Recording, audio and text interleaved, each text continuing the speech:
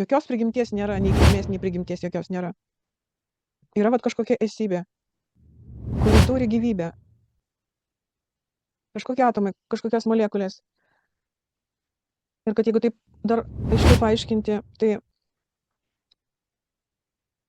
daug kas priklauso, lyg tai sakytum, kad mes vaikai, apskritai planetos ir ten gyvybės kitos, kaip sakytum, vaikai, bet priklauso, ką tie vaikai galvoja, sako, nu, sakykime, paimkime, jeigu keiksmažodžių daug yra žodynė, tai jie labai, labai užkoduoja save, užteršia kitam vaikai, anūkai ten vat gimsta tame blogame kažkokiame liūne. Sakytum, aš pats žmogus save užprogramuoja. Ir sakytum, kad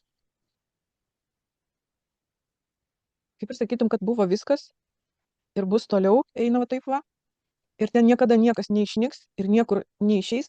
Tik tai gali būti taip, kad jeigu palyginsim, ten kažkas tai visatoje gali susirgti lygiai kaip moters gimda suserga, vat pavyzdžiui. Va taip panašu. Ir kad tada kažkoks išnykimas, ilgą laiką gali nieko nebūti, visai ilgą laiką.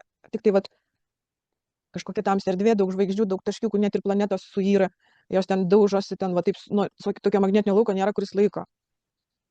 Bet tai kažkokia yra gyvastis, kad gal šitoksai yra pasakymas, kad tinka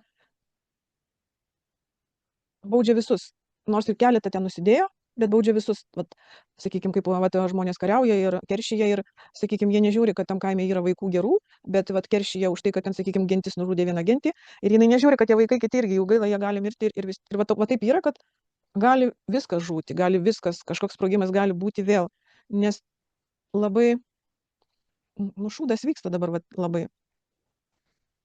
Bet vis tiek nėra taip, kad vat, žmogus turėtų prarasti viltį. Taip neturi būti, bet čia kalbama apie daug planetų, nes ten toliau rodo gyvybės irgi ir netgi į tokias kaip Žemė. Vat,